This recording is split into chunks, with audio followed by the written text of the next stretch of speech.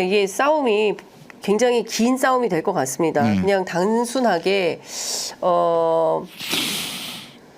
뭐 유네스코 일본의 세계유산에 이게 강제라는 말이 빠졌다. 이렇게 아주 그 표피적으로 접근할 문제가 아니라 큰 틀에서 보면 일본의 역사 전쟁이 진행 중이고 거기에 한국이 이유 무슨 이유인지 저는 공모요. 도무지- 공모의 수준이고 공모도 굴욕적 공모입니다. 그러니까 이게 자꾸 해방정국 그 전에 구한말 때 생각이 난다고 다들 말씀들을 하시는 거 아니겠습니까? 왜 이렇게 말도 안 되는 방식으로 협조를 하는 건지 개인에게는 이익이 될지 모르겠지만 국익에 이게 반하는 건지 부합하는 건지 판단은 해야 될 거 아닙니까? 정부 당국자. 그래서 저는 뉴라이터가 네. 이 사람들을 통칭하는 것이기도 하지만 지금 김영석 권장이 자기는 아니라고 얘기할 빌미를 주기보다는 네. 오히려 구체적으로 우리 역사를 부정하고 일본의 침략사를 그 수탈의 역사를 부정하는 이런 오히려 내용적으로 공격해야 된다고 생각합니다. 내용적으로. 오히려 나는 뉴라이트는 아니라고 하면서 저쪽에서는 뉴라이트 주장을 합니다. 그러니까요. 예. 네. 그리고 충격적이네요. 아이카와 그 향토박물관에 나와 있는 그 안내원이 발언하는 것과 예. 독립기념관장 그거는 새로 이제 된 군함도 안내하던 사람. 군함도 안내하던 분이. 사람이 한 얘기하고 네. 그다음에 김영석 관장이 얘기하고 똑같다는 똑같습니다. 거잖아요. 설명 자체가 그- 일본인이었다. 그 당시에 한국인 출신이면 다 일본인이었기 때문에 차별이 없었다. 그 불법성을 분명히 부인하는 겁니다. 그렇게 얘기했잖아요. 무슨 일본인이에요, 우리가. 우리가 그 당시 일본 국정 강제로 그렇게 된 것이 우리가 그걸 인정한 게 아니잖아요. 아니 말 뺏어가고 글 뺏어가고 예? 근데 일본인이었다고 얘기해버리면 차별이 없었다는 얘기를 미화하는 거고 동시에 우리가 불법적으로 강점된 사실을 우리가 인정하지 않는 거지 않습니까? 아니 그 끔찍한 일제 수탈이 다 역사의 기록으로 나와 있고 진짜 이걸 왜 이렇게 우리가 대통령 어떻게 뽑은 거예요? 저렇게 끌려가고 위안부로 끌려갔던 사람들 그럼 뭡니까? 그것도 다 그렇게 자기의 계약에 의해서 갔다는 거 아닙니까? 저렇게 가서 저렇게 인생을 날리고 돌아가시고 다치고 병들고 하는 것들이 지금 뭐 어떤 의미가 되는 겁니까? 그러니까요. 그럼? 지금- 돈 벌러 가서 죽은 거잖아요. 그럼 따질 일이 없잖아요. 없잖아요. 그게 말이 됩니까? 지금 생존에 계신 피해자분들이 계시지 않습니까? 위안부 할머니. 저는 또 괘씸한 게 2015년에 이게 문제가 됐고 일본이 약속을 안 지켰으면 거기부터 시작해야 되는 거잖아요. 그래서 제가 이거는 이기고 싶은 생각이 없었고 이기면 안 된다고 생각하는 정부라고요. 일본한테.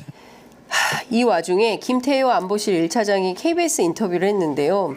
우리 정부가 일본에 할 말을 못하는 게 아니냐라는 이제 질문에 대해서 뭐라고 얘기를 했냐면 중요한 건 일본의 마음이다. 억지로 다그쳐서 사과를 받아낼 때 그게 과연 진정성이 있냐 이런 주장을 했습니다. 우리가 좋아하는 말이죠. 중꺽마가 이제 중일마가 됐습니다. 중일마. 예, 중요한 건 일본의 마음. 예, 꺾이지 않는 마음이 아니라 일본의 마음이 중요해요. 게다가 누가 피로감을 더 느낀다는 거예요 지금. 그러니까 대통령실의 주장에 대해서 저는 도무지 납득을 할 수가 없는데 그래서 그런지 그 대통령의 절친인 이철호 교수가 대통령이 일제 식민지배 불법 은 무효다라는 것을 분명히 밝혀야 된다 이런 주장을 하고 있습니다. 할까요? 네? 할 턱이 있겠습니까? 할 턱이 있겠습니까? 예. 지금 여러 가지 정황들이 아까 말씀드린 것처럼 거대한 계획이고 네. 한국이 그래서 저는 내년이 너무 걱정이 되는 거예요. 내년. 그 전에 예. 청산해야 될 말. 그 전에 이거 안 하면 예. 안 그러겠습니까 내년에? 한일협정 60주년 되기 전에 뭔가 잘 기억해 보십시오. 예. 문재인 정부가 위안부 협정을 국민의 뜻에 반대하고 피해자를 반영 안 했다 해서 뒤집었잖아요. 네. 그걸 가지고 아베가 얼마나 약속 지키지 않는 한국 한국이라고 난리를 쳤었죠. 난리를 쳤는데 내년에 만약에 그런 식으로 종결 시합을 킬게 버리면 돌이킬 수가 없는. 돌이킬 수가 없고 끈끈이 모두에서 특히 이렇게 한일의 정부가 합의해 가지고 거대한 무슨 공동 성명처럼 하면 네. 그거 어떻게 뒤집겠습니까? 자 그러면 지금 그 어떻게 싸울 것이냐가 중요한 것 같습니다, 의원님. 그러니까 지금 국민들은 사실은 국민들이 하실 수 있는 건 다 하시고 계세요. 작년에 그 강서구청장 보궐선거에서 압도적으로 민주당의 승리를 만들었고 지난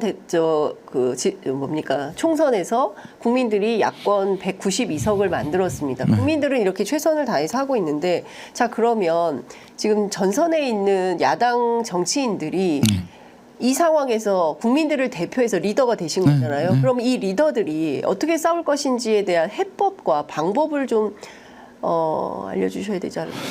그러게 지금 저는 그래서 이 탄핵에 대한 문제를 본격적으로 제기했고 네.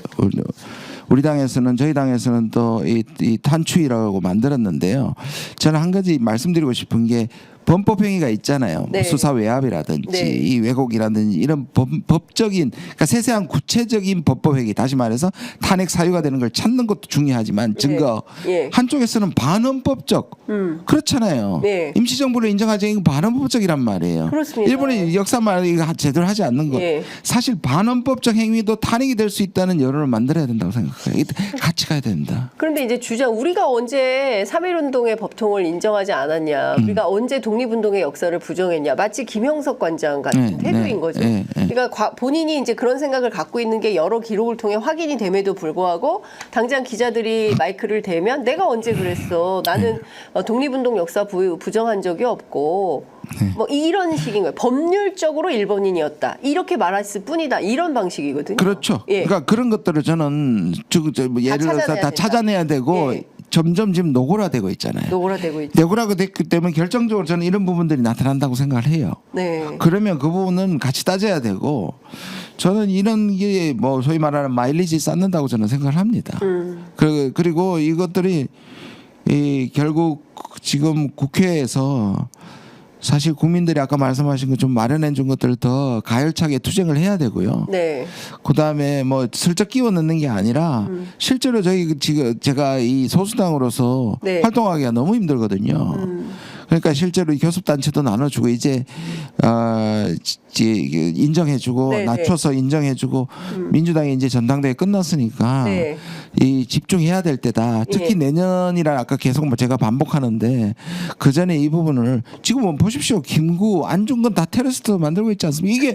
이거 탄핵 사유지 뭡니까 이거? 예, 그러니까요. 근데 그렇습니다. 그래서 뭐 서둘러서 탄핵을 할 것인지 또 이재명 대표는 일단 뭐 윤석열 대통령 직접 만나서 민생 중심으로